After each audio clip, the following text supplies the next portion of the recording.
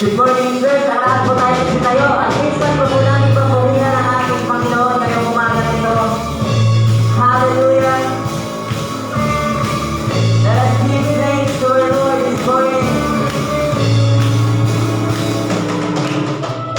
One thing into the night, one thing amazing eyes is really so. It's valuable.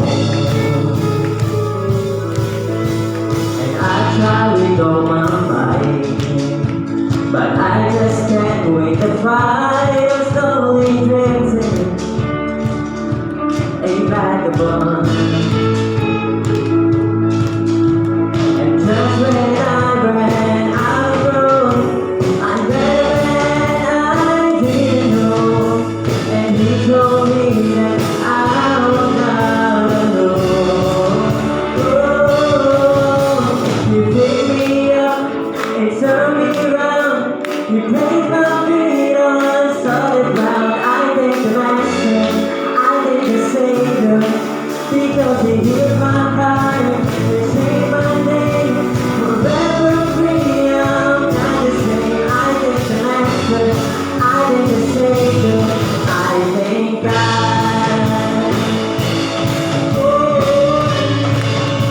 Patuloy po natin ito dapat ating masamay sa ating Panginoon ngayong umaga. Ito po ang ating pagpapasalamat sa ating Diyos. Hallelujah! I cannot deny what I see. Got no choice but to believe. My doubts are burning like ashes in the wind. So lost in my own way, burden and bitterness, you can just keep it moving. For you when you welcome me,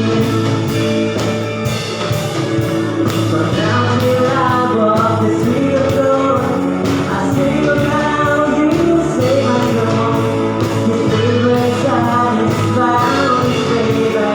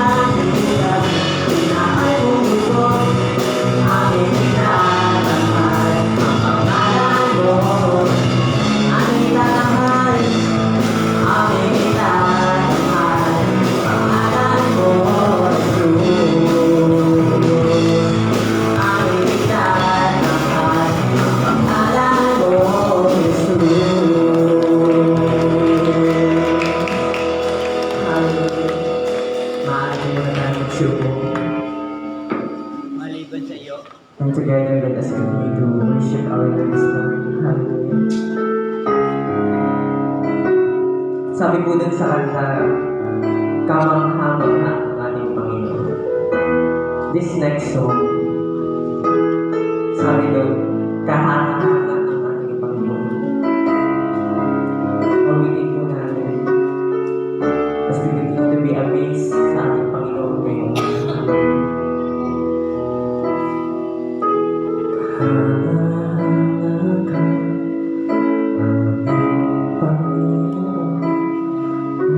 Sa'yo ang pagsambal, sa butikhan ng sana, kami ay iniabot at binihisan mo ng iyong kabanalan. Ikaw ang siyang nabilangan, pagpagligtas na nabubuhay, magpagkailan ako.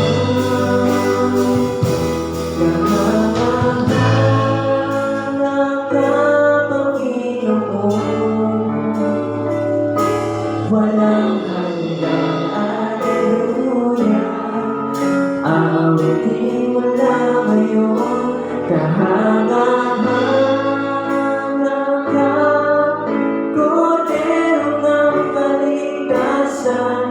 Pupurihin ka, pupurihin ka.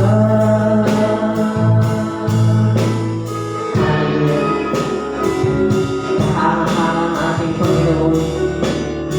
Patuloy po natin gawin sa ating Diyos.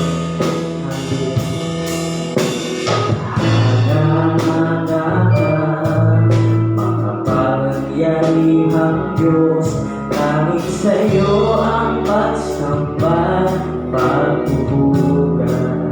Sa kabila ng lahat, sa kabila ng lahat, kapinibig ng taos, at binayaran mo pagin ng iyong buhay.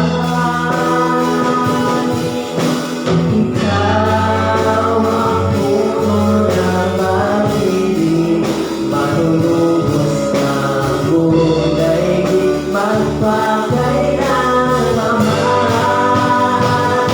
Kahanga-hanga ka, Panginoon,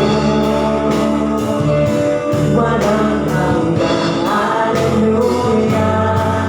Awitin mo lang ngayon, kahanga-hanga ka.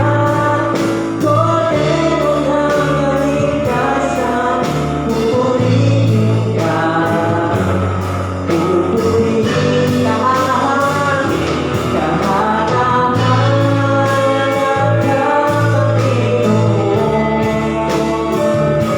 walang hanggang aleluya. Aawitin mo lang ngayon, kahanga-hanga ka.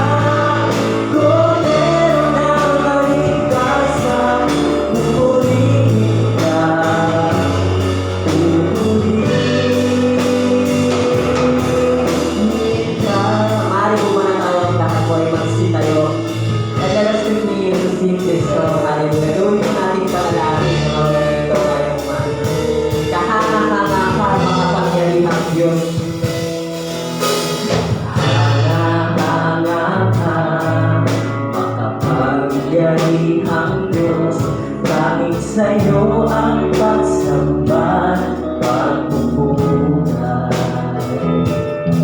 Sa kabila ng lahat, kapinibig ng taos, at binayaran mo maging ang iyong buhay. Ikaw ang puno ng pag-ibig, ikaw ang puno ng pag-ibig, manunubos ng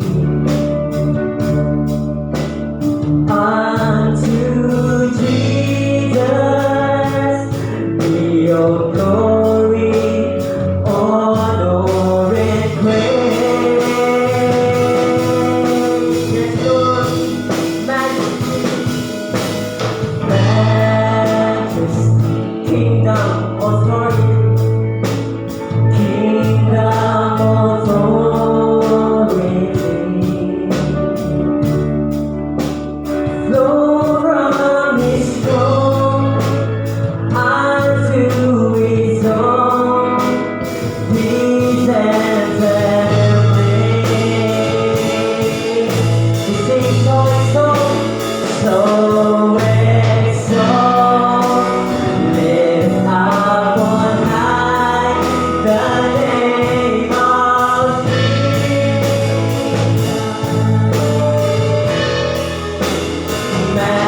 Magnify, come glorify us the King. Come on, church, let us sing majesty. Majesty, worship His majesty, worship His majesty.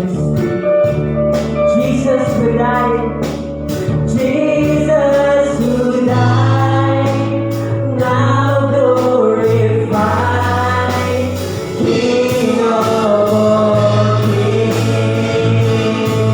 Once again, we sing so exalt, so exalt, lift up on high the name of Jesus.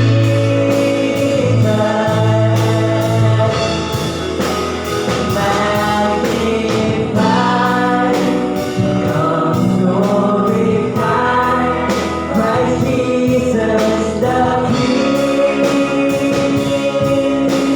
We sing majesty, hallelujah. Majesty,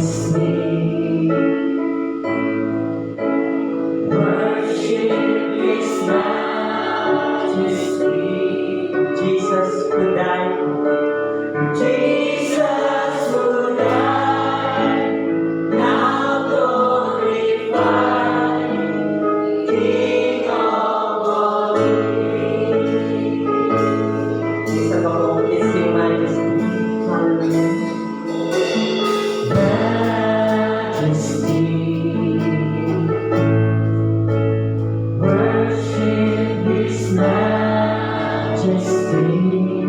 Jesus who died, Jesus who died, now glorified, King of all kings. So exalt, lift up on high the name of Jesus.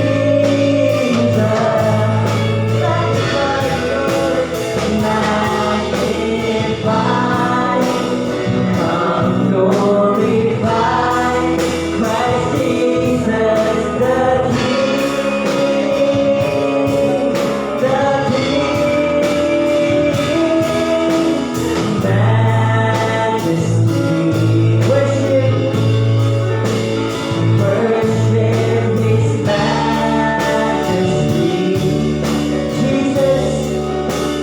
Jesus who died, now glorified, King of all kings.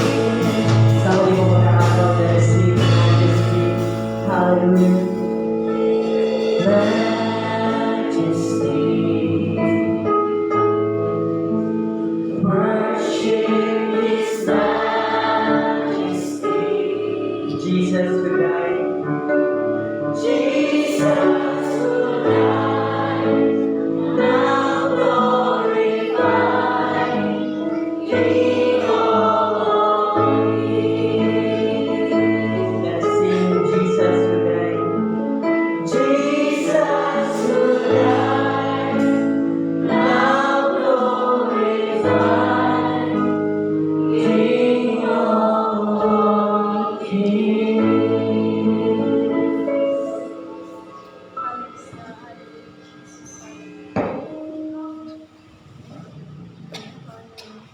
Manatili po tayong nakatayo.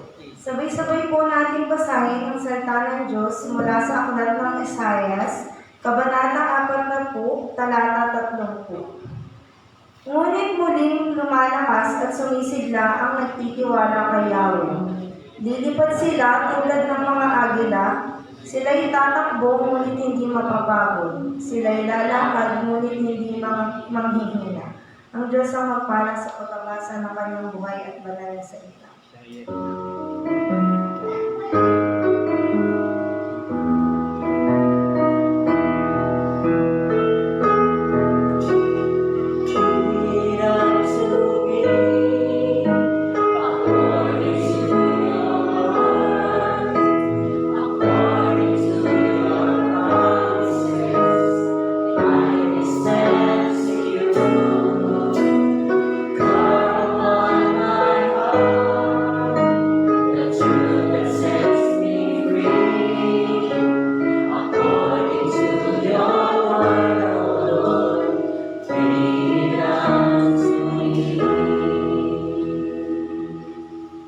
Maaari niyo po tayong magsimula.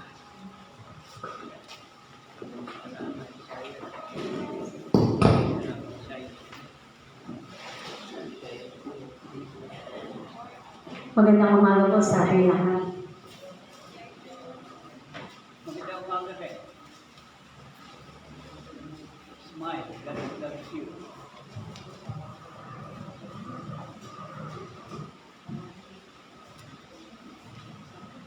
Praise God. Na-bless po ba tayong lahat sa ating awitan ngayong umaga na po? Amen. Amen. Medyo. Ngayong umaga po na to, nabasa po natin kanina ang ating teksto na ating pag-uusapan ngayong umaga na to. Sabi po doon sa Isaiah 40:31, ngunit muling lumalakas at sumisigla ang nagtitiwala kay Yahweh.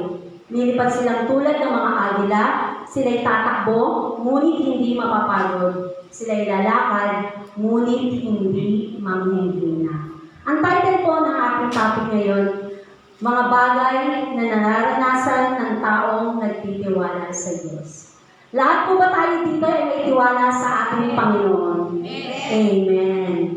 Maaari ba na sa umaga na to, tingnan niyo po yung mga katabi niyo. Sige po, titingnan ko po kayo, lahat po kayo susunod. Sige po, pakitingin niyo po yung katabi niyo. Magtingin po kayong dalawa. Ayan. Tapos, pakitanong niyo po sa kanya, pagod na pagod ka na ba? Yung seryoso po, yung kung alam niyo po na sincere kayo sa pagsabi sa kanya ng pagod na pagod ka na ba? Pagod na pagod ka na ba? Magtanungan po kayong dalawa. Diba? Sabi daw, pagod na pagod ka na ba? Kayong dalawa magtanungan po kayo. Dapat po yung pagtatanong niyo sa kanya, yung damayin niyo yung katabi niyo. Kasi hindi natin ngayon alam kung meron silang mga pinagdadaanan. Kaya nga po tayo nandito, amen? Kasi lahat tayo ngayon ay maglalaga ng mga pinagdadaanan natin sa ating Panginoon. Kasi talagang minsan, pag nararanasan na natin ang kapaguran, minsan nasasambitan lang natin na, ako na lang lagi yung taga-encourage. Paano naman ako? Ako na lang lagi ang nakikinig. Problemado din naman ako Diba? Ako na lang lagi yung dapat yung matatag o nagpaparaya. Napapagod din naman ako Diba? Yan yung mga sinasabi ng mga tao na nakakaranas ng kapaguran. Nawawala na po yung pagiging Kristiyano kasi nakakapagbitaw na tayo ng mga salita na hindi na dapat natin sinasabi bilang isang anak ng ating Panginoon. Ako na lang palagi. Tao din naman ako, nakakaranas din ako ng kapaguran. Ako na lang lagi, taga-encourage. Kapatid, eto po, sabihin niyo ulit sa katabi niyo. Sabihin niyo po sa akin, pagod na pagod ka na ba?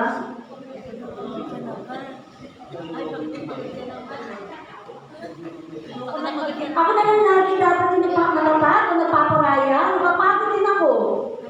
Yung ubus ka na, pero kailangan mo pa rin maibigay dahil ayaw mo na may marinig ka sa kanila o kailangan na siguro talaga maging matatag tayo.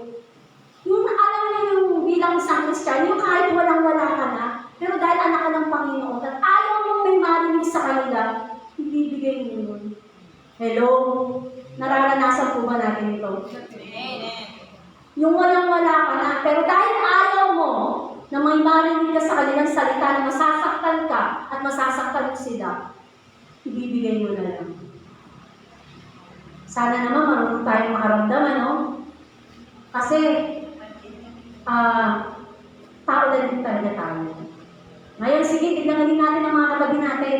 Tignan po natin, tignan ko po kayo talaga, hindi tayo mag-umpisa. Sabihin niyo po sa katabi niyo ngayon, kapatid! Sabay-sabay tayo. Kapatid! Pagod ka na ba? Hindi kayo superhero. Hindi tayo superhero, amen po ba? Hindi tayo superhero. Totoo po yun, hindi tayo superhero. Nilikha tayo na tao. Pero may lakas tayo at may kapangyarihan tayo na nagmumula sa ating Panginoon at kaya nating lampasan ang lahat ng ito. Sabi nga po sa topic natin kanina, sa teksto na binasa natin, ngunit muling lumalakas at sumisigla ang nagtitiwala kay Yahweh. Lilipat silang tulad ng mga agila. Sila'y tatakbo, ngunit hindi mapapagod. Sila'y lalakad, ngunit hindi manghihina. Yan po ang karakter na dapat na meron tayong mga Kristiyano. Bagamat dumadanas tayo ng kapaguran, ako naniniwala ako kaya tayo nandito kasi gusto niyo magpahinga. Amen po ba? Amen. Kaya tayo nandito, bakit? Kasi may mga problema tayo na hindi natin kaya i-shoulder lang. Na hindi natin kaya, na hindi kasama ang Panginoon. Amen po ba? Kasi lahat tayo dito naniniwala ako na hindi na nabubuhay at hindi na nakukontento na hindi kasama ang Panginoon sa kanilang mga buhay. Amen po. Totoo po yung hindi kumpleto ang araw natin o ang linggo natin na hindi tayo nakakasamba sa ating Panginoon.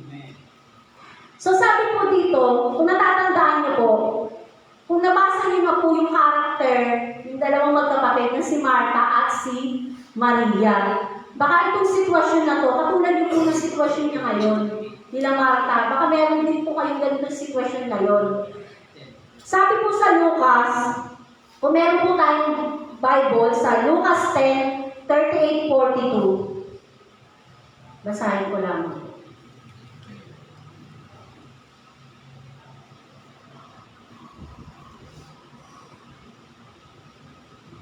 Si Jesus at ang kanyang mga alagad ay nagpatuloy sa kanilang paglalakbay at pumasok sa isang nayon, malugod silang tinanggap sa tahanan ni Martha at ng kapatid niyang si Maria. Naupo ito sa may paanan ng Panginoon upang makinig sa kanyang itinuturo. Si Martha naman ay abala-abala sa paghahanda, kaya lumapit siya kay Jesus at lumain. Panginoon, bali wala po ba sa inyo na pinababayaan ako ng kapatid kong maganda na nag-iisa? Sabihan nga po ninyo siya tulungan naman ako. Ngunit sinabi ng Panginoon sa kanya, Martha, Martha, nababalisa ka at abalang-abala sa maraming bagay. Ngunit isa lamang ang talagang kailangan. Mas mabuti ang pinili ni Maria at ito'y hindi aalisin sa kanya. Nakita niyo po yung sitwasyon? Isa, si Maria, nung dumating kagad ang Panginoong Jesus, lumagay kagad siya sa paanan ng ating Panginoon. Napansin niyo po yun. Tingnan niyo po yung different ng dalawa. Si Martha naman, pagdating ng ating Panginoon, inasikaso niya po kagad. Nagpakabala siya. Nagpakabala siya sa paglilingkod, sa mga kasama ng ating Panginoon, sa mga bisita doon. Lahat. Pero si Maria, yung sitwasyon na yun, mas pinili niya kagad na umupo sa paanan ng ating Panginoon. At nakinig siya sa dalang mensahe ng ating Panginoon. Dati hindi kasi natin masasabi, bakit pinili ni Maria na umupo sa tabi ng ating Panginoon? Kapatid, kasi baka nung tayo ngayon, may pinagdadaanan si Maria at ang alam niya ang tanging Panginoon lamang ang makakatulong sa kanya. Amen. Amen po ba? Amen. Baka kaya niya pinili na umupo sa tabi ng ating Panginoon kasi baka nung time na yun, may mabigat siyang problema. May mabigat siyang sitwasyon na pinagdadaanan at alam niya ang Panginoong Jesus lang yung makakatulong sa kanya. Amen po ba? Pero nakita niyo po si Martha, abala siya. Marami po kasing klase ng paglilingkod sa Panginoon. Dito po sa church, nakakatuwa. Meron ng mga tayong mga nanay, tatay na nag-a-assign ng cleaners. Tapos mga active sila, hindi na kailangan sabihan. Alam na po kagad nila yung schedule nila. Kasi yung iba, talaga nakakalimutan yung commitment nila na pinangako na every Saturday maglilinis ng church, diba? Ngayon po dito sa church, naglilingkod ang mga kabataan, mga nanay, naglilinis ng CR, nagwawalis dyan. Iba-iba po kasi klase ang paglilingkod sa Panginoon. Hindi lang po sa pagpapastor na ganito. Hindi lang po din yun. Ang lahat ng ginagawa natin mula sa pag-iimbita ng mga kaluluwa, mula sa pagpapaawit, sa pagsasayaw, paglilinis ng CR, pagwawalis, lahat po yan paglilingkod sa Panginoon. Amen. Lahat po yan, walang mababa, walang bagay sa mata ng ating Panginoon. That time, si Maria, pinili niya ang tumabi sa ating Panginoon. Si Marta, abala. Abala siya sa pag-aasikaso sa congregation noong time na yun. Kaso, ang laman ng kanyang puso ay hindi na po tama. Tamang pinaglilingkuran niya ang ating Panginoon. That time, naglilingkod siya sa Panginoon, masaya siya. Pero, nung dumating na yung time na nakakaramdam na siya ng pagkapagod, ano po ang ginawa ni Martha? Di ba nagreklamo siya? Inutusan pa niya yung Panginoon. Panginoon, kausapin niyo nga si Maria. Di ba? Kausapin niyo nga po si Maria. Nakaano lang siya, nakaupo. Tamad-tamad. Wala akong sinabing gano'n, akin na po yun, akin na po. Pagkakasagyan nga po yan. Bakit yung pinapayagan na ganyan? Walang ginagawa, di ba? Minsan, ganyan din po tayo mga Kristiyano. Pag nakakaramdam na po tayo ng pagod, ako na lang lagi nakikita. Apakaano, tamad-tamad, utos ang utos. Kaya yan na po yung mga lumalabas sa bibig. Yung puro reklamo na, tamang naglilingkod ka, tamang nagpapakabagal ka sa paglilingkod sa Panginoon, maipakita mo lang sa mga kasama mo na masipag ka, naglilingkod sa church, pero ang laman ng puso natin ay hindi na tama. Minsan, kamustahin din natin, ano na ba sitwasyon ng puso ko? Baka pinaglilingkuran ko na lang yung sarili ko, hindi na ang Panginoon. Baka gusto ko na lang iangat yung sarili ko para mapaburihan ako. Na masipag ako. Hindi na lang yung church kaya abala ako dito. Pero kamusta na kapatid ang mga puso natin? Tama pa po ba? Minsan, kamusta rin dapat natin ang ating mga puso. Kasi nagkakaroon na tayo minsan ng pagreklamo. Hindi man natin masabi ng personal sa mga leaders natin, pero deep inside, doon na po nag-start na ma-burnout na tayo. Doon na po nag-start na lumayo na tayo sa ating Panginoon, na hindi na tayo nakikinig sa lahat ng mga sinasabi o advice ng mga leaders natin. Sarili na natin yung sinusunod natin. Kasi nakakaramdam na tayo Naglingkod ka na naglingkod, nakaramdam ka ng pagod kung sino-sino na yung sinisisi mo. Amen po ba? Meron po ba tayong ganun dito? Wala po dapat. Kasi hindi matutuwa ang Panginoon.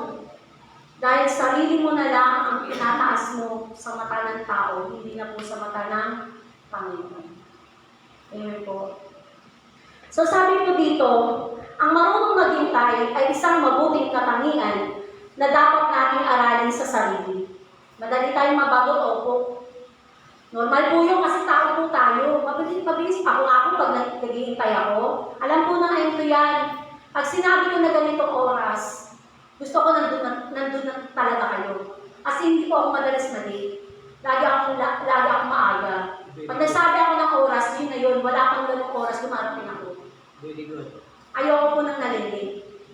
Yun po yung isang bagay na natutunan ko sa leadership. Yung mali. Huwag natin pinag-iin. Kasi ang katagpuan natin, Panginoon, tapos ikaw malilate ka. Parang naman sundalo ka.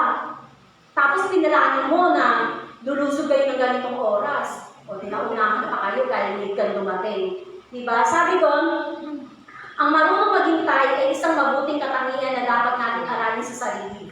Madali tayo mabagot, ayaw natin na naghihintay, ngunit ang paghihintay ay katangian ng mga nagtitiwala kanino? Sa ating Panginoon. Diba? Karakter po yun ng Panginoon. Yung naghihintay. Alam niyo ang Panginoon nga po, tingnan niyo bakit di natin masasabi, napakabuti ng ating Panginoon sa buhay natin. Hinihintay niya lagi yung mga anak niya bumalik. Hinihintay niya yung mga anak niya na mag-pray man lang. Naalala kaya natin yun, na may Lord na naghihintay sa atin. Nakalimutan na ako ng anak ko. Pero ang Panginoon, hindi siya nagsasawang hintayin tayo. Hindi siya nagsasawa na hintayin tayo sa tuwing nakakalimutan po natin siya. Amen po! Amen. Kaso kadalasan, yun ang nawawala sa atin. Nakakalimutan natin siya. Minsan nga po, nagiging second chance na lang natin siya. Minsan nga po, wala pa. Ay, priority yung magtrabaho, wala kakainin yung pamilya ko Saan na muna si church? Reality po, real talk, totoo po. na nangyayari. Saka na lang ako dyan. Saka na ako mag-midway. Yung may trabaho ko eh. Saka paghihintay naman si Lord. Mahaba kaya pasensya ni Lord. Paano po kung dumating po ang Panginoon? Wala po tayo. Hindi na po yung may hihintay ng Panginoon kasi yun na yung pagdating niya. Ibig service lang naman yun. Nakatin naman ako ng Sunday. Okay na yun. Nakakain na ako eh. Diba? Okay na po yun. That's wrong. Mali. May isang beses lang po natin pinapakain ng ating mga kaluluwa. Sabi nga po, pag daw po ang ating puso ay puno na, halimbawa po ito sa isang basong tubig. Pag daw po ang isang basong tubig ay napuno na ng tubig, hindi na po ito masisinlan pa ng tubig kasi aapaw at aapaw at aapaw at tatapon lang sa sayang. Ganun din po ang ating puso. Naawa. Pag ito punong-puno na at hindi mo sinusurrender sa Panginoon, wala na po. Hindi na po mag-a-absorb ng mga salita ng Panginoon yan. Kaya nagkakaroon po tayo ng salitang burn-out. Nabe-burn out tayo kasi wala nang pinapakinggan, punong-puno na. Bakit? Hindi mo sinusurrender kay Panginoon eh, sa Panginoon natin eh. Hindi ka nagpe-pray, hindi ka hinihingi ng tawad, hindi ka lumalapit, sinasarili mo. Eh, kapatid, sabi nga po kanina, hindi ka super hero. Kailangan natin ang Panginoon sa buhay natin.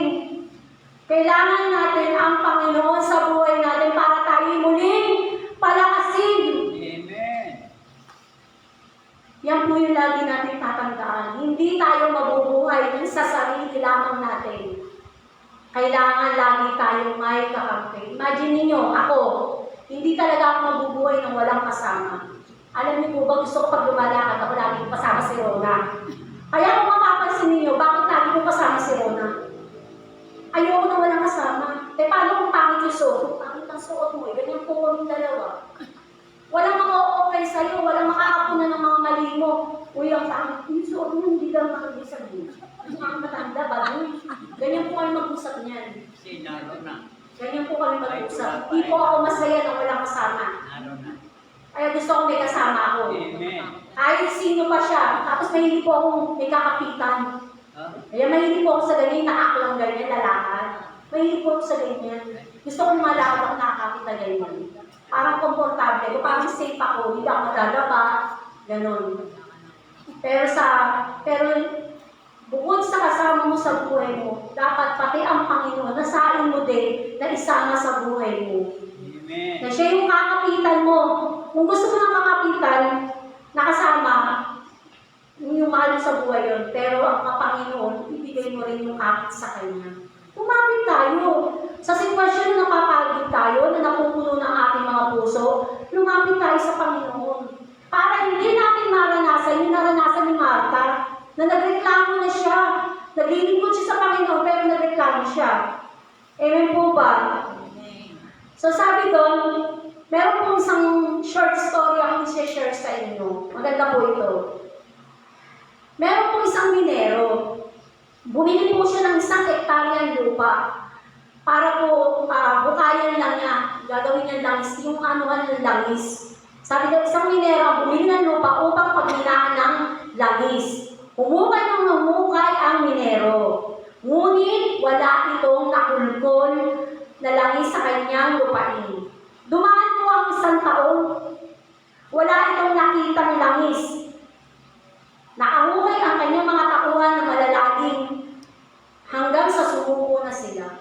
Biro niyo po yung mga tauhan niya kung saan nahukay. Sa 1 hektarya na rin, kalat-kalat sila. Malalaging na po yung mga nahukay nila. Pero wala po silang nahukay na langis. So nainip si minero. Alam niyo po ang ginawa niya. Ibinenta po niya yung lupa na yon sa kapwa niya, minero. Ay, binili naman po ng pangalawang may-ari. Ibinenta ng minero ang lupa sa ibang minero dahil hindi na siya makapaghintay. Hindi na siya nagtyagang maghukay pa. Yan, yung sinasabi. Nainip. Tapos, nung binili na po naman, yung nakabili po, pinagpatuloy niya yung ginawa kong paghukay ng unang may-ari ng lupa. Pinagpatuloy niya.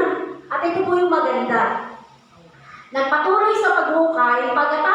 ng isang araw, ano po ito? Isang araw lamang, bumulwak ang langis. Kamustahin niyo po yung lalim ng hukay na ginawa lang ng pangalawang nakabili. Kamustahin niyo po kung gaano kalalim lang. Kunti lang. Kunti lang, sandi pa lang naman po. Diba? Sendipat ka lang. Sayang! Isang di pa lang po, naroon na ang kayamanan. Pero si unang may-ari, ibinenta. O siguro po ngayon sabi ko, kung ito, nabalitaan niya yung nangyari na yun, eh sa malamang laking pagsisisi. Kasi nandun na yung kayamanan, ipinamigay pa niya. Pinagbili. Ganon din po ang gusto ng ating Panginoon. Kung tayo mainit. Ang gusto ng Panginoon, maghintay tayo. Patient, interest. Kung ano man ang pinagdaraanan natin na problema, hayaan po natin na kasama natin ang Panginoon sa problema na po. Patient. Hintayin natin yung tulong na nakalaan para sa atin. Yun lamang naman po ang gusto ng Panginoon. Nakita niyo po ito? Nung ibinenta niya, nagsisipat yung may-ari, yung unang may-ari. Kasi isang di pa lang yung lalim. Bumulwak na daw po agad ang langis. Sayang. Ang sabi nga po sa katabi, sayang. Sayang, talagang sayang. Di po ba?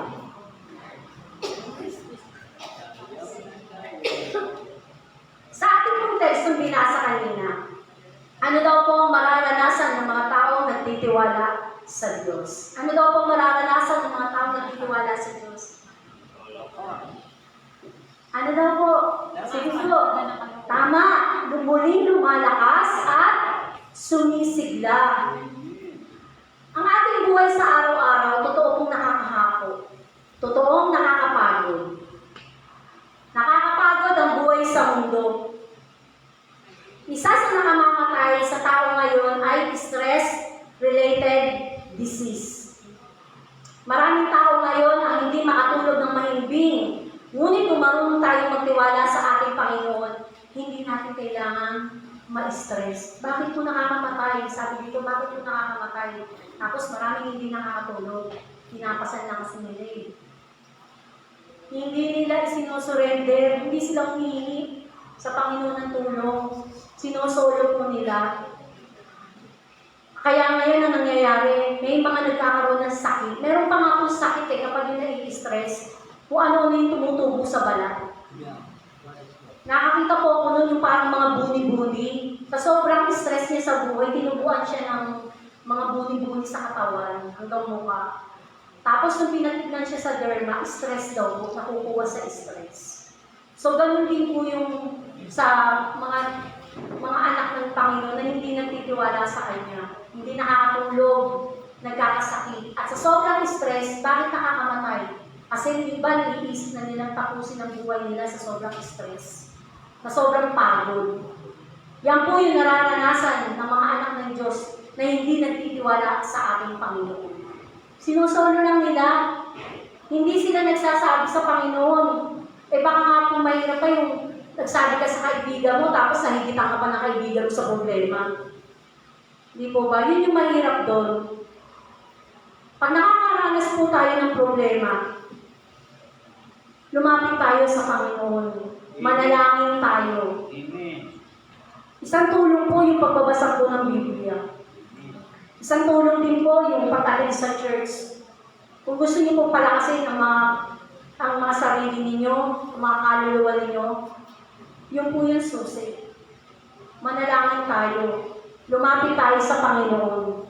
Kung nakakaramdam tayo na napapagod ka, pahinga.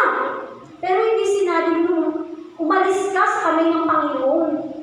Magpahinga ka, nakasama ang Panginoon. Pag sinabi mo magpapahinga po muna ako, pastor, nakakagod na ako sa minister ko. Lagi na lang ako kinukurek. Diba? Ano po karakter na meron nun? Karakter po na matitigas ang ulo nun. Karakter po ng mga rebellious heart nun. May mga rebellious heart, lumalaban. Sabi nga po, ang paglaban sa leader o mga pastor, parang nilabanan mo na rin ang ating Panginoon. Dahil in-appoint sila sa mga churches para pangunahan po tayo. Para mag-lead sa atin, magturo sa atin sa mga bagay na hindi pa natin alam. Kaya wala tayong karapatan na questionin sila. Amen po ba? Ayoko na umatin. Lagi na lang kinukurek. Lagi na lang pinapagalitan. Ayoko na umatin. Rebellious heart ang tawag po doon kapatid. Matakot po tayo. Kasi pag yan hindi nawala, wala na po. Baka makikalis pa kayo. Baka makahawa pa po tayo. Amen po. Panalangin po natin ang ating mga puso. Pag ganito na yung nararamdaman natin. Kasi hindi na po tama. Napapagod ka, magpahinga ka. Amen. Pero sa pagpapahinga mo, lumapit ka sa Panginoon. Yakapin mo siya lalo. Lord, di ko na kaya. Hindi ko na kaya. Gusto ko na sumuko. Alam niyo, lately, sinabi ko yan kay Pastora. Pastora, napapagod na ako. Napapagod na ako tindihin. Napapagod na ako. Pero sumuko ba ako? Hindi. Ba't ako susuko? Eh, problema lang siya. Kaya nga problema kasi may salitang solusyon eh. Dahil alam ko, yung problema ko, kasama ko ang Panginoon. Hindi niya ako iiwan. Pag umaatin ako dito, ang saya-saya namin, hindi ko nararamdaman yung problema. Pag umaatin ako dito, nakakalimutan ko yung problema kahit sa isang saglit na oras lang.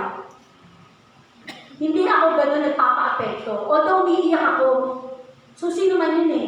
Para lumuwag yung pakiramdam mo, yung umiyak ka. Nararanasan namin yun. Hindi po kami Kristiyano, kami wala kami problema. Umaharap kami sa inyo na matapang, pero meron kami mga suliranin. Pero kasama namin yung Panginoon. Kaya nga po nasasabi ko to eh, kasama ko ang Panginoon. Amen po. Sana ganun din po kayo. Ganun tayong lahat. Sana nga. Sana nga po tayo, no? Sabi nga, kung nanghihina tayo, naloloba tayo, parang mga cellphone lang yan eh. Ano ba ginagawa natin sa mga cellphone natin pag naloloba? Charge! Tama! China-charge natin yan. Nilalagyan, kinakargahan ng mga battery para muli natin magamit. So, ganun din tayo. Kung naloloba tayo, mag-charge ka. Hindi isasaksak nyo sa kuryente yung ano nyo, mga sarili. Hindi po. Manalangin tayo sa Panginoon. Yan po ang pag-recharge ng isang Kristiyano. Amen po ba? Amen! Yung po yung susi doon. Mag-recharge tayo. Kung nalolobat ka, spiritual, physical, walang ibang makakatulong sa inyo kundi ang Panginoon. Eh, basta hindi naman po ako. Hindi po ako ang Diyos. Hindi rin naman po si Pastora. Taga-advise lang po si Pastora, tuturuan tayo. Hindi rin si Rona. Diba? Masaling hindi naman si Nanay Emma, si Ronan, Nanay Del.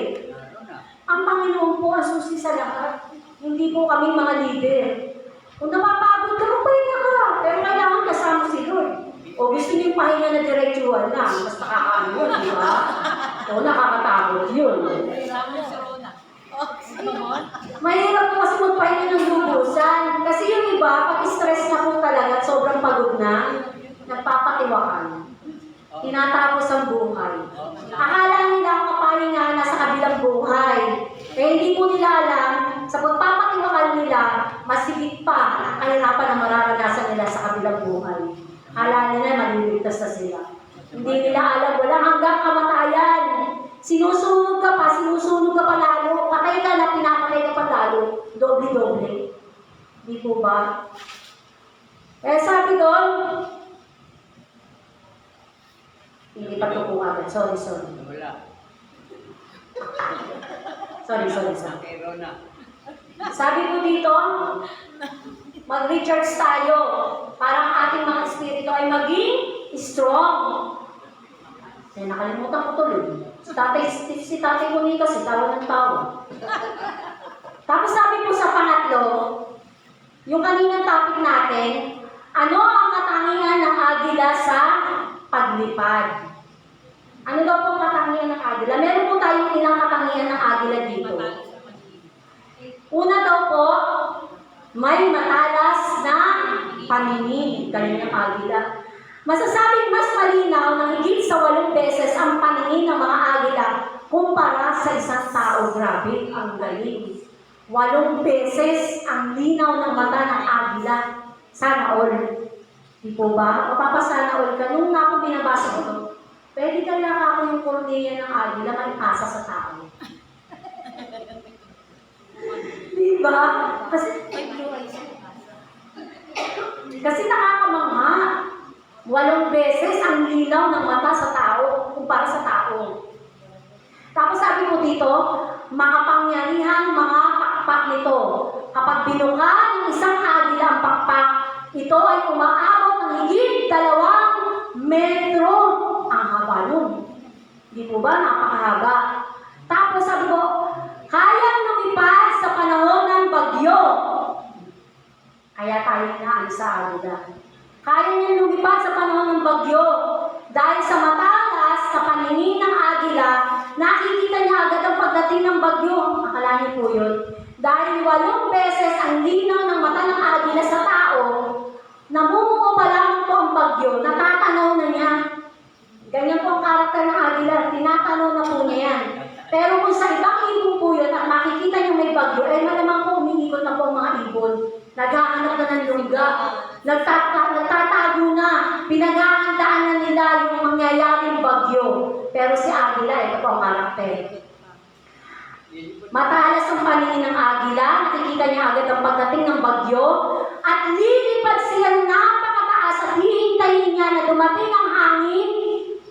Pag nagsimula na ang bagyo, inuunat niya ang kanyang mga pakpak para tanghalin ng hangin hanggang siya ay pumailan lang. Pumailan lang ng mataas sa bagyo.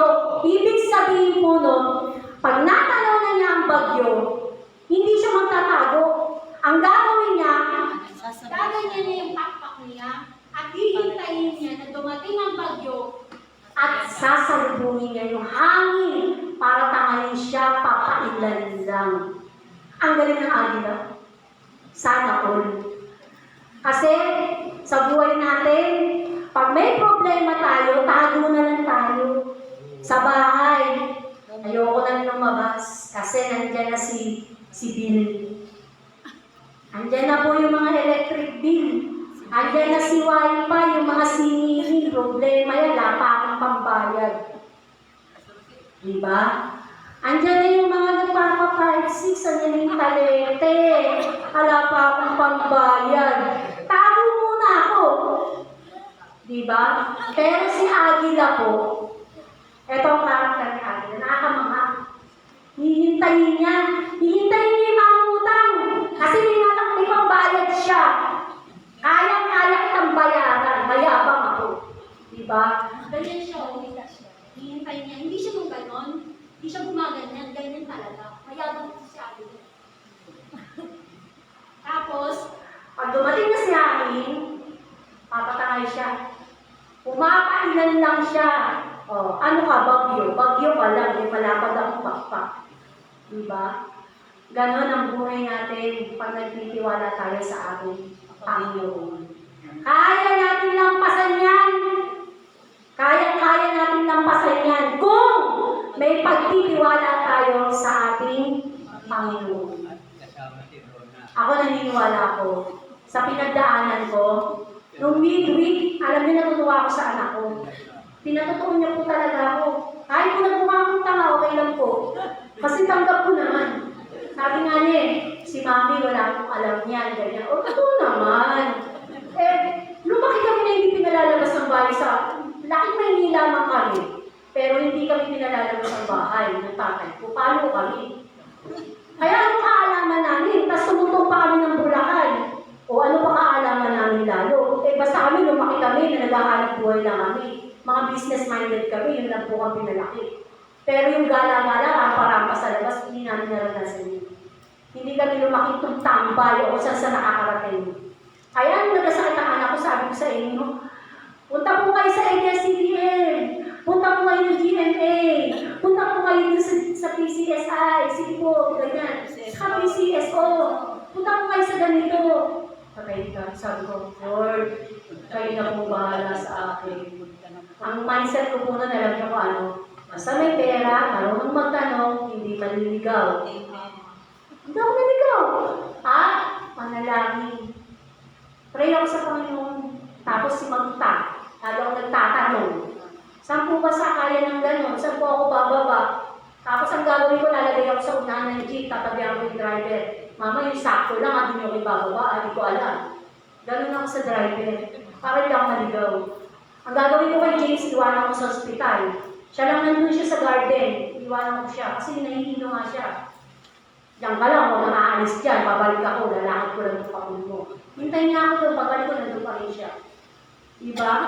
Mali. Pinagtotoo niya yun ng midweek. Nakakatuwa ginagamit na ngayon yung anak ko. Palapakanan na natin si James. Diba?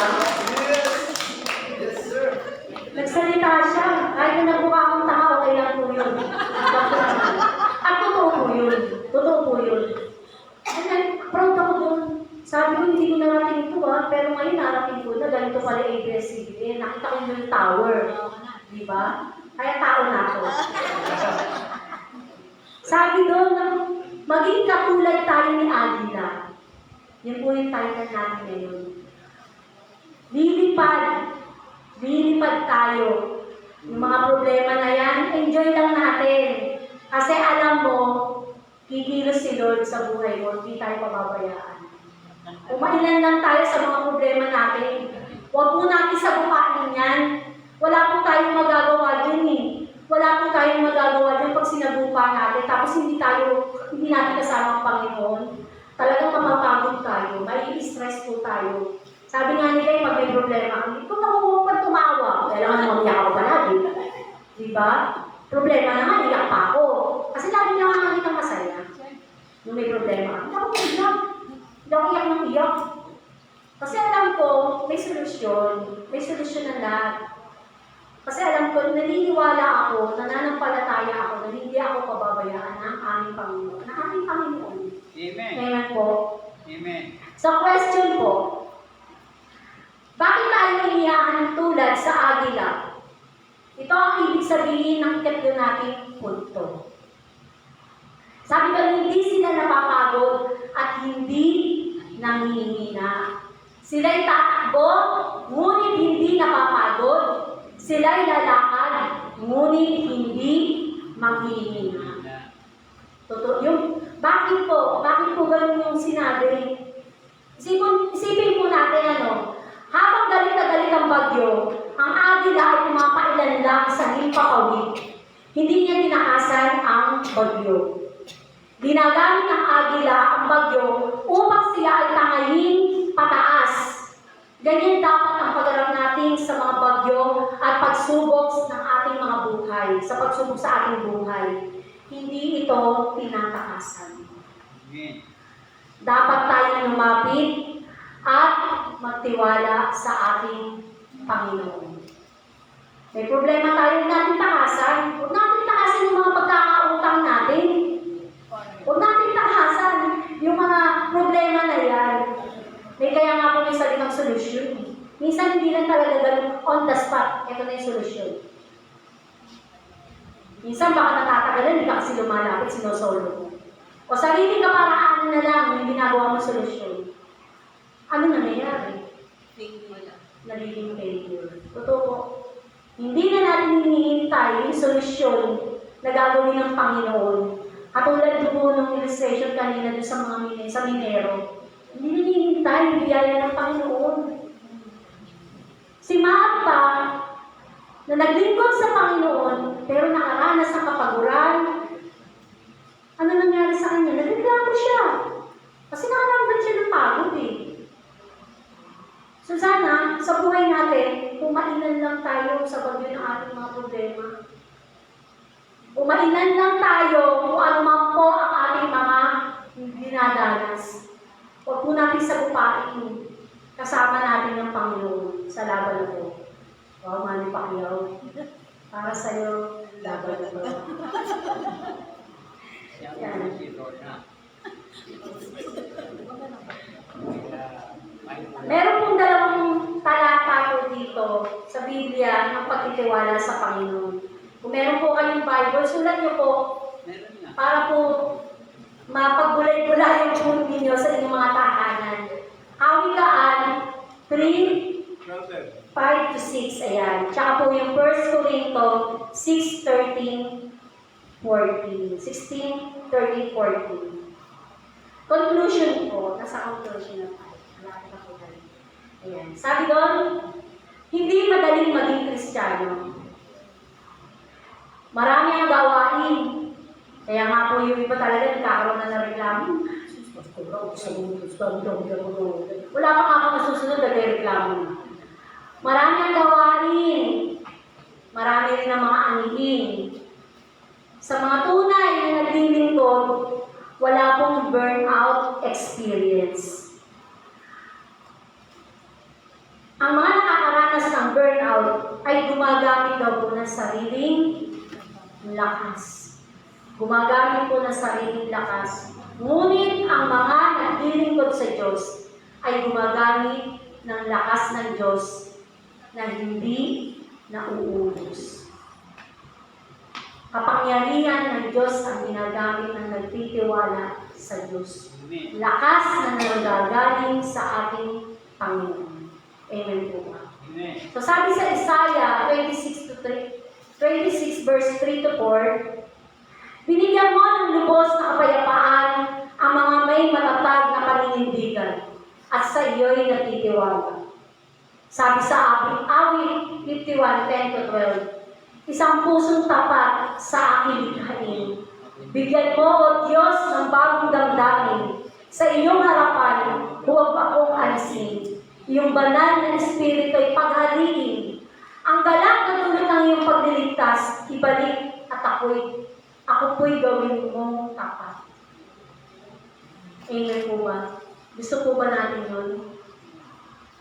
Ito po'y awit na hinihiling niya sa Panginoon. Sana ganun po yung sinasabi natin sa sarili natin. Amen. Na yung galak ay patuloy niyang ilagay sa ating mga puso. Yung tulong ng Panginoon ay laging manatili sa atin. Ang nais lamang po kasi ng ating Panginoon, matuto po tayo lumapit sa Kanya. Matuto tayong magtiwala sa Kanya. Hindi natin kailangan na pasalin po yung mga problema na meron tayo. Tulungan natin si Agila. Bagamat nakikita na niya ang problema, ano pong ginagawa niya? Hinaharap niya. Hindi natin kailangan talikuran. Pag po kasi tunalikuran natin ang mga problema, talo po tayo. Talo po tayo. Wala talaga tayong magagawa kung tatalikuran natin ang problema. Harapin natin. At pag po tayo nagtagumpay, nakasama ang Panginoon sa mga problema na to, masasabi ko po, thank you, Lord. Salamat at hindi niyo po kami pinabayaan. Salamat hindi niyo kami pinabayaan kahit hindi kami karapat-dapat na tulungan. Pero yung awat habag mo, O Lord, ay laging nandiyan. Hindi niyo po kami tinitingnan kung gaano kami karami. Lagi, yung pag-alala niyo sa amin, yung paggabay niyo sa amin nandiyan. Ako lagi ko po sinasabi yun. Kasi marami akong pagkukulang sa Panginoon. Kaya lagi ko sinasabi sa kanya, patawarin mo ako, Panginoon. Kagabi, dahil alam ko, teacher ako ngayon, Lord, sorry sa mga pagkukulang.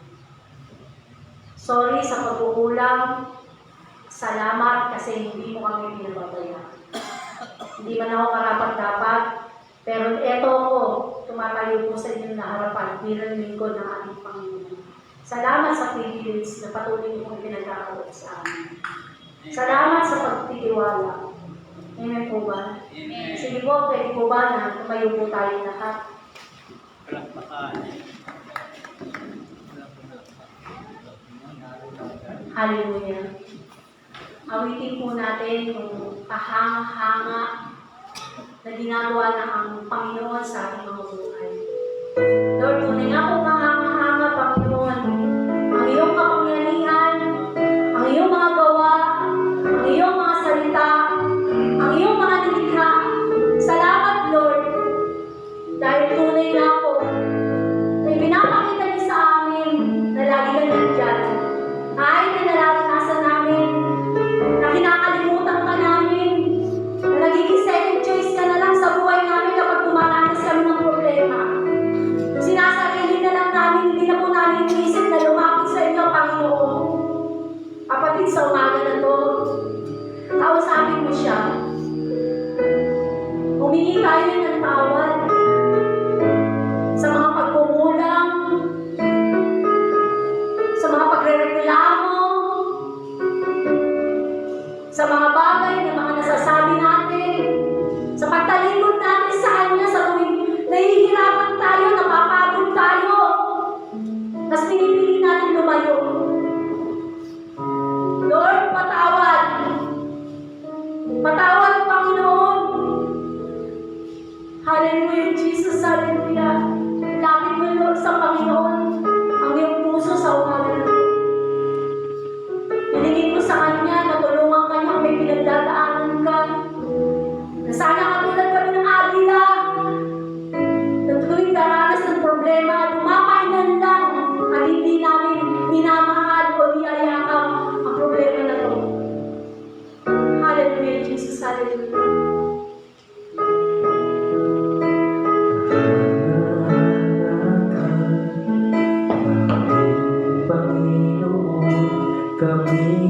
mga sa'yo So Lord, kabutihan sa pagkakamang sana kami ay iniabot at binihisan mo ng iyong kabanalan. Ikaw ang siyang dakilang tagapagligtas na nabubuhat mapapayang Panginoon. Kagagahan ng Panginoon, walang hanggan, hallelujah. Awitin ko na ngayon, kahangahan ng Kordero ng kaligtasan. Pupurihin ka, pupurihin ka. Kahangahan ng Panginoon, walang hanggan, hallelujah.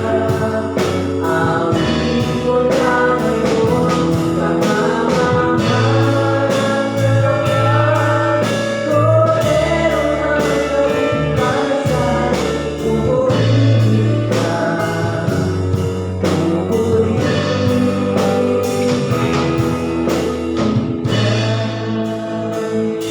Kahangahan ng Panginoon, yes Lord, walang hanggan, hallelujah. Awitin yes Lord, hallelujah. Hallelujah, Jesus, hallelujah. Sambahin natin ang Panginoon sa umaga na to. Feel the presence of God. Hallelujah.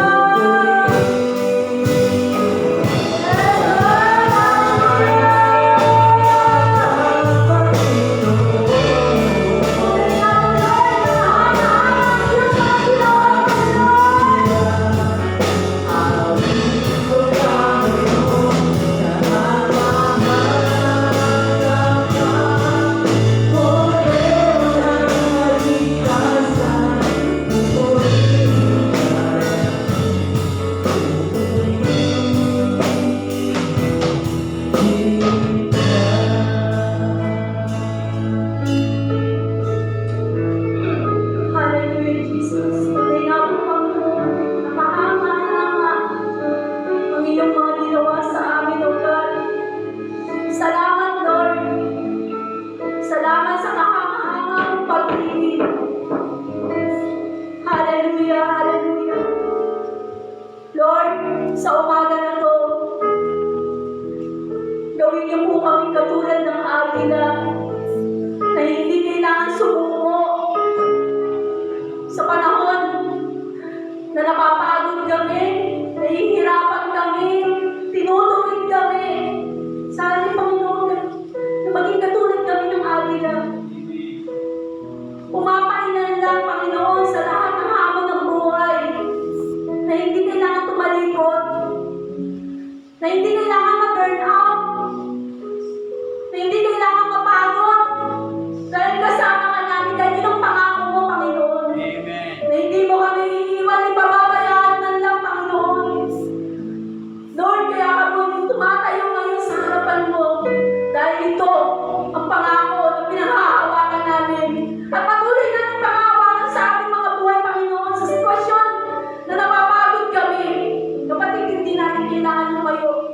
Hindi natin kailangan lumayo sa piling ng Panginoon kapag nakakaramdam tayo ng pagod. Magpahinga ka, oo, magpahinga ka. Pero hindi mo kailangan lumayo sa piling ng Panginoon. Amen. Ang gusto ni Lord, magtiwala tayo. Kausapin natin siya. Kausapin natin siya lagi. Humingi tayo ng tawad.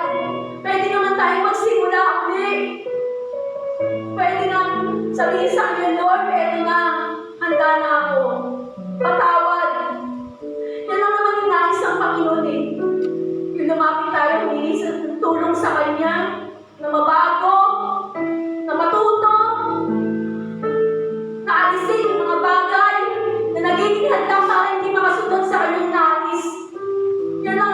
Panginoon. Surrender! Surrender! Huwag tayong magmatigas sa kapangyarihan ng ating Panginoon. Hallelujah, Jesus. Hallelujah, Lord. Nakikita niyo po ang aming mga puso at isipan. Saliksikin niyo po ito, Panginoon. Gawin niyo po kami karapat-dapat, Panginoon, sa paglilingkod sa iyo, sa mga salita mo, na nagbibigay ka sa amin para matuto kami, para mamulat muli kami, Panginoon. Salamat, Lord. Salamat sa mga salita mo na laging nagpapalakas at nagbibigay pag-asa sa bawat isa, Panginoon. Salamat. Salamat, Panginoon, sa pag-unawa. Salamat. Hindi namin deserve yung pagmamahal mo, pero yun ang pinaparanas niyo palagi sa amin, Panginoon. Salamat, Ama, dahil napakabuti mo. Walang salita, Lord, ang mga mga paglalarawan kung gaano ka kalakita sa aming mga buhay. Salamat, Ama. Sa iyo po ang papuri, pasasalamat, at pagsamba sa tanging pangalan lamang po ng iyong anak na si Jesus. Amen. Amen. Ang dating mga kapatid. Dati makakaupo.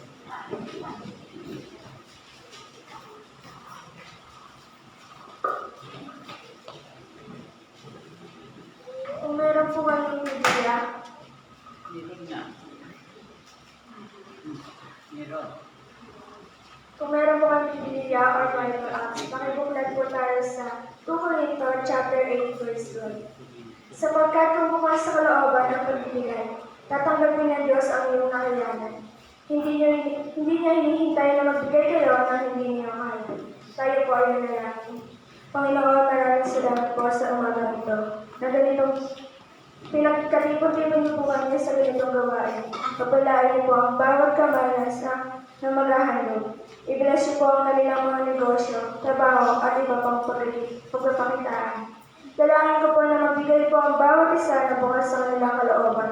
Kayo po ang pagbalik sa kanila ng sensitivity at umaakaw. Ito po ang aming dalangin sa pangalan ng Jesus. Amen. Amen.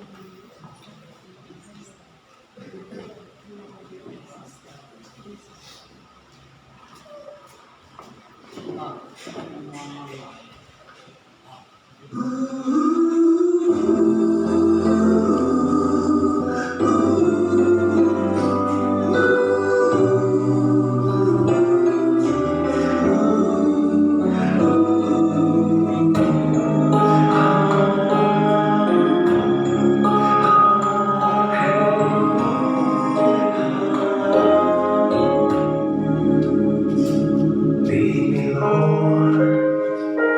Lead me by the hand and help me face the rising sun. Comfort me through all the pain that life may bring. There's no other hope that I can lean upon. Lead me, Lord. Lead me all my life.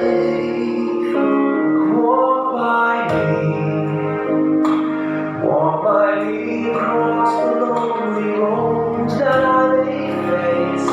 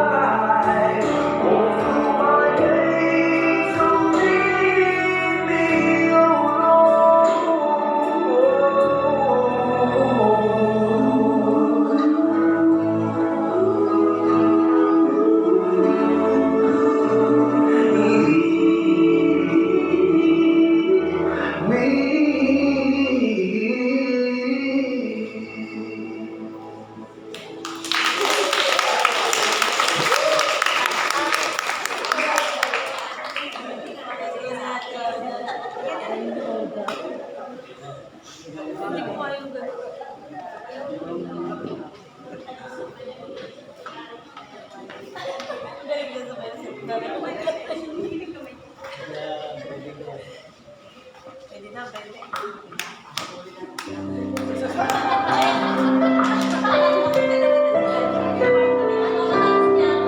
po, lahat po tayong sa Panginoon si tayo.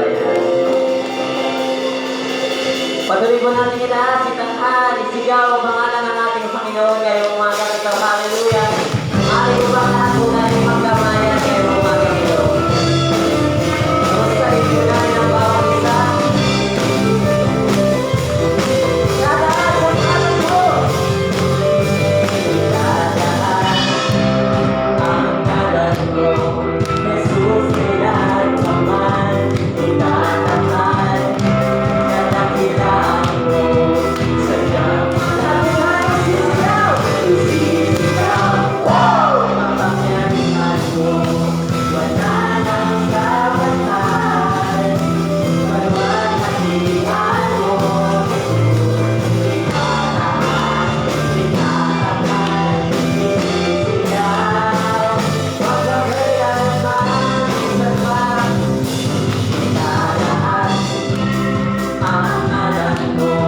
Jesus, kailan pa man itatahal.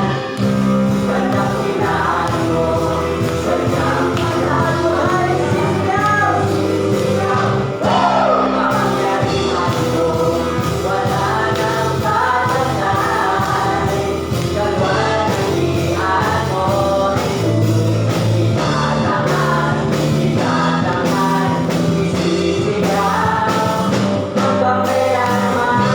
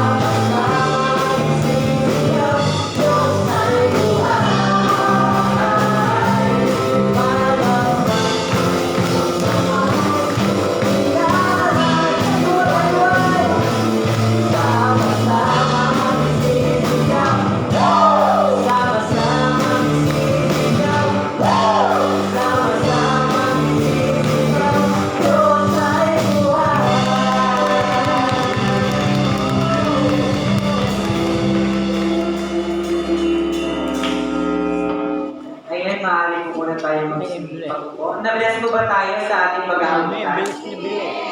Tunay po na masayang mag-ikot sa ating Panginoon.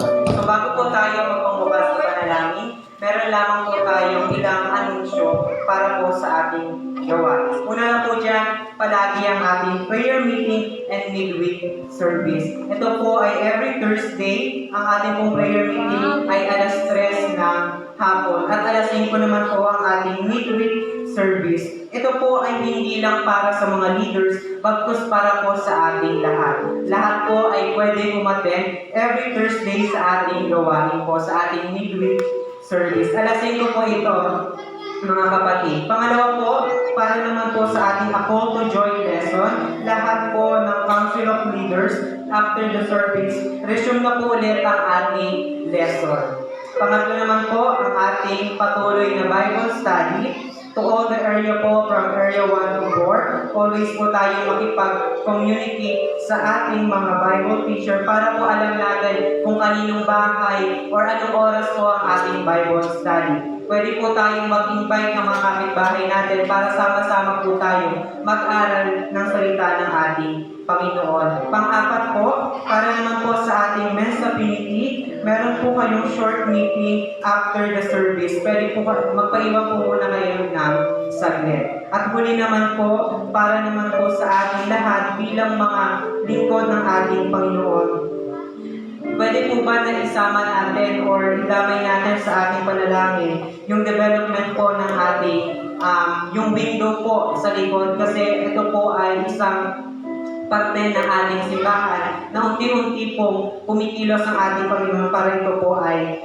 magawa. At maging po yung bahay sa harap ay isama natin sa ating panalangin na maging maayos yung paglilipat ng mga gamit, yung demolition ng bahay na yun. Kasi po, maaari na, malapit na po siya tanggalin para po maging mas makita yung ating simbahan, mas maaliwanas, mas maluwag, at para po sa ikagaganda ng ating simbahan. Ang bawat isa po sa atin ay may parte sa ating bahay, panamba. Hindi lang po ang leader, bagkus ang bawat isa sa atin na naglilingkod sa ating Panginoon. Yun lang. Amen.